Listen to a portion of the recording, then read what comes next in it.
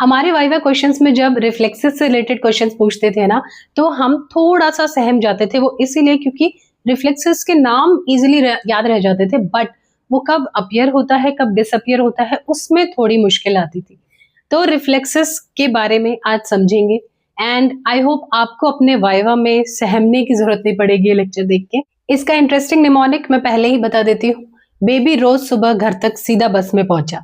Interesting है, समझाती हूँ कैसे। ठीक है, BR बेबी रोज सीधा घर तक बस में पहुंचा। ठीक है, ये इसका निमोनिक है। पढ़ेंगे कि कौन से रिफ्लेक्सेस होते हैं, कैसे होते हैं, क्या रेस्पॉन्स होता है, ये सब कुछ मैं आपको डिटेल में समझाऊंगी।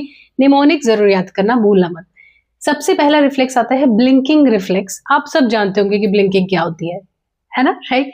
इसे ब्लिंकिंग कहते हैं। तो ब्लिंकिंग रिफ्लेक्स जो होता है ना, वो बर्थ से ही मौजूद होता है। आपने देखा होगा बच्चा जब पैदा होता है तो वो तब से ही ब्लिंक करना स्टार्ट कर देता है। तो अपीयरेंस इस रिफ्लेक्स का बर्थ से ही होता है एंड आपको पता है कि आप अभी तक भी ब्लिंक करते हैं, दैट इज नॉर्मल। तो ये रिफ्लेक्स जो है वो परमानेंट रहता है, लाइफ लॉन्ग रहता है। ठीक है, तो ब्लिंकिंग रिफ्लेक्स, आखिर ये रिफ्लेक्स चेक कैसे किया जाता है, क्योंकि न्यूनेट्स में चेक करना थोड़ा सा टफ होता है। तो क्या करते हैं डॉक्टर्स ना, फ्लैश ऑफ लाइट या फिर एयर। अब फ्लैश ऑफ लाइट का ये मतलब नहीं कि एकदम से उसकी आंखों के सामने इतना ज्यादा पावर वाली लाइट जला देना, ऐसा नहीं है। थोड़ी सी लाइट की फ्लैश जरा सा चेक करने के लिए, जस्ट कि वो रिफ्लेक्स, ब्लिंकिंग रिफ्लेक्स शो कर रहा है या नहीं। बेबी को नॉर्मल पोजीशन में रख के और थोड़ा सा फ्लैश ऑफ लाइट डालते हैं तो वो ब्लिंक करता है, दैट इज नॉर्मल। ठीक है, मैं आपको बता दूं, अगर रिफ्लेक्सेस में कोई भी चेंजेस आते हैं या फिर वो सही से परफॉर्म नहीं कर पाता है, तो उस केस में अपर मोटर न्यूरॉन की कोई डिसऑर्डर्स होने के चांसेस होते हैं। ठीक है, नेक्स्ट हम बात करें रेस्पॉन्स। तो ऑब्वियस सी बात है, जब हम फ्लैश ऑफ लाइट या फिर थोड़ी सी हवा करते हैं, आइज ब्लिंक होती है, तो रेस्पॉन्स क्या होता है, closes eyes, that is normal. And मैंने आपको बताया B इज फॉर बर्थ, याद रखना। तो ड्यूरेशन इज बर्थ से लेके परमानेंट यानी लाइफ लॉन्ग तक रहता है ब्लिंकिंग रिफ्लेक्स। ठीक है, नेक्स्ट इज रूटिंग रिफ्लेक्स। ठीक है, रूटिंग रिफ्लेक्स में क्या होता है, आपने देखा होगा ना, जो न्यूबॉर्न बेबीज होते हैं, अगर उसके चीक्स को या फिर साइड ऑफ द माउथ को टच करो, चीक्स को या फिर माउथ के यहाँ पे टच करने से वो उसी तरफ अपना मुंह लेके जाता है, that is turns towards source and sucks. ठीक है, ये होता है ना, क्योंकि इस पर्टिकुलर टाइम में जब वो न्योनेट है, उसे ये समझ है कि जो भी उसके माउथ के आसपास आ रहा है ना, वो उसके खाने की ही चीज है। इन शॉर्ट की मतलब उसके पीने की चीज है, यानी वो फीड करता है, राइट? तो आपने देखा होगा जब आप छोटे बच्चे को यहाँ पे टच करते हो, यहाँ पे टच करते हो, वो उसी टाइप अपना माउथ लेके जाता है, कई बार सक करने की भी कोशिश करता है, दैट इज नॉर्मल रिफ्लेक्स। ठीक है, तो रूटिंग रिफ्लेक्स में वो हम चेक कर सकते हैं। एंड मैंने आपको बता दिया रेस्पॉन्स उसका नॉर्मल क्या होता है। ये भी बर्थ से स्टार्ट होता है, बट 3 to 4 मंथ्स के बाद वो अपने आप डिसअपियर हो जाता है ना। हम थोड़े बड़े हो जाते हैं बच्चे, तो तब उनकी चीक्स या माउथ के पास टच करो, वो वैसा रेस्पॉन्स नहीं देते। ठीक है, वो बच्चों में ही होता है।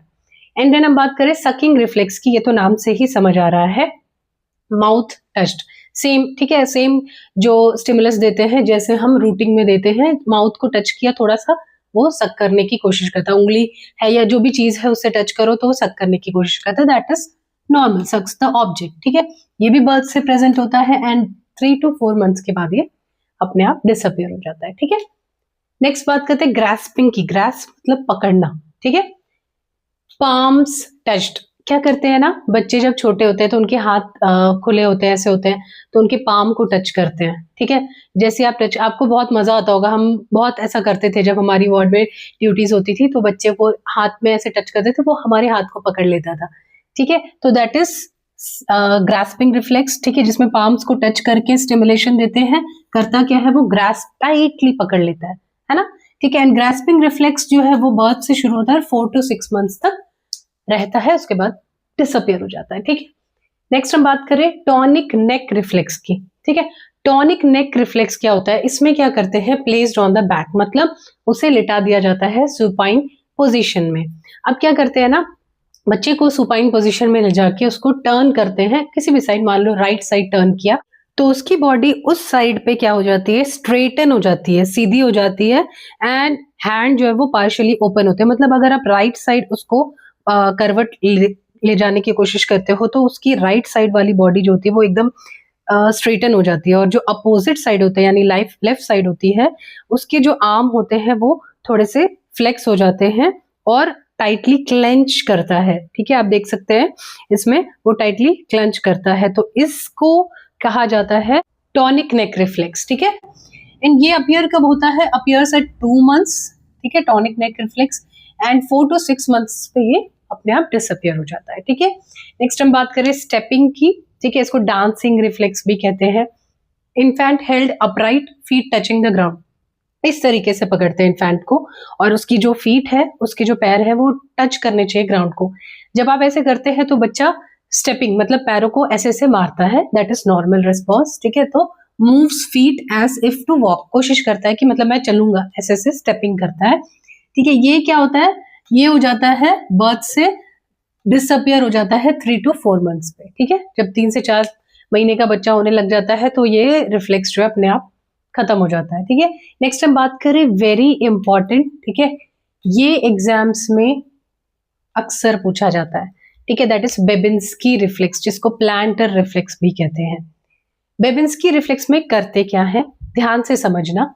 बच्चे को सुपाइन पोजीशन में लिटाया जाता है, आपके पास होता है नी हैमर या फिर आप कोई और चीज ऐसी जिससे आप स्ट्रोक कर सकते हो इजीली। जैसे कई डॉक्टर्स क्या करते हैं, गाड़ी की चाबी से स्लाइटली स्ट्रोक करते हैं। स्ट्रोक मतलब ऐसे हाथ है या फिर पाम है उस पे स्ट्रोक करना। तो इस केस में हम कहाँ स्ट्रोक करते हैं? सोल पे, पैरों के सोल पे टच करते हैं। करते क्या है? हील से लेके पैरों के टोस तक जे बनाते हैं, कुछ भी समझ लो, जे बना के स्ट्रोक करते हैं। ठीक है, ये है हमारा क्या है? स्टिमुलेशन। हम ऐसे स्टिमुलेशन देते हैं बेबिंस्की रिफ्लेक्स में। Sole of the foot stroked, जैसे मैंने आपको बताया। अब fans out toes, that is positive. अब होता क्या है ना, तो टोज का जो होता है वो होता है एक्सटेंशन, जिसको हम डॉर्सीफ्लेक्शन भी कहते हैं। टोज जो है वो एक्सटेंड होते हैं और बाकी फिंगर्स का फैनिंग आउट होता है। ठीक है, तो जब हम स्ट्रोक करते हैं टोज का एक्सटेंशन, ठीक है, ये इस तरीके से पैर है तो टोज का एक्सटेंशन, बाकी फिंगर्स का फैनिंग आउट होता है, दैट इज नॉर्मल रिफ्लेक्स। ठीक है, नॉर्मल रिस्पॉन्स। बेबिंस्की जो रिफ्लेक्स है वो normal up to disappears at 1 year। ठीक है, कुछ बच्चों में ये 2 years में भी देखा गया है, बट अगर 1 to 2 years तक से ज्यादा बेबिंस्की रिफ्लेक्स देखा जा रहा है, ठीक है, तो दैट इज एबनॉर्मल, क्योंकि जब इससे बड़ा हो जाता है बच्चा अपोजिट हो जाता है, यानी टोज जो है वो इनवर्ड मूव करते हैं, यानी प्लांटर फ्लेक्शन होता है। Dorsiflexion, planter flexion, dorsiflexion, planter flexion. ठीक है, तो बेबिंस्की रिफ्लेक्स इजीली समझ लो। पैरों की सोल सुपाइन पोजीशन में लिटाया जाता है बेबी को। पैरों की सोल हील से टोस तक एक किसी भी चीज से, नी हैमर के पीछे एक ब्रश भी आता है उससे भी यूज कर सकते हैं, जे शेप। ठीक है, इनवर्ड डायरेक्शन में बनाते हैं। तो 1 साल तक का बच्चा जो है वो नॉर्मल रिस्पॉन्स क्या देता है, उसके टोज एक्सटेंड होते हैं, दैट इज डॉर्सीफ्लेक्शन, और बाकी फिंगर्स जो है वो फैनिंग आउट होता है, दैट इज नॉर्मल। इसके बाद उल्टा होने लग जाता है, दैट इज नॉर्मल, है ना। ठीक है, तो अगर एबनॉर्मल इन एडल्ट्स, ठीक है, अगर ये रिस्पॉन्स जो बेबीज में होता है यही रिस्पॉन्स सेम एडल्ट्स में होता है तो दैट इज एबनॉर्मल। ठीक है, इसीलिए कहा गया है कि फैनिंग आउट ऑफ फिंगर, मतलब ये जो रिस्पॉन्स है ये डिसअपियर हो जाता है 1 साल के बाद। ठीक है, 1 साल के बाद बेबिंस्की रिफ्लेक्स नहीं शो होता। अगर शो होता है तो सेंट्रल नर्वस सिस्टम में कोई डिसऑर्डर।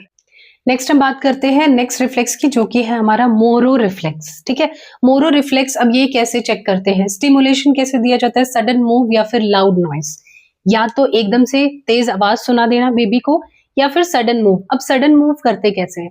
बच्चे को अक्सर डॉक्टर्स क्या करते हैं, इस हाथ पे उल्टा, ठीक है, लिटाते हैं ऐसे, एंड लिटाते हैं, एंड या फिर उसको, बच्चे को इस तरीके से पकड़ते हैं सुपाइन पोजीशन में, और उसको क्या करते हैं ना, धीरे से, ज्यादा जोर से नहीं करना होता, धीरे से हम क्या करेंगे, उसका हेड जो है वो नीचे गिरने के लिए थोड़ा सा कोशिश करेंगे, फिर ऑब्वियस सी बात है पकड़ लेना है। ठीक है, तो ऐसे उठाया जैसे वो सुपाइन पोजीशन में, उसको उठा रहे हैं तो उसका हेड लैग होने देना है थोड़ा।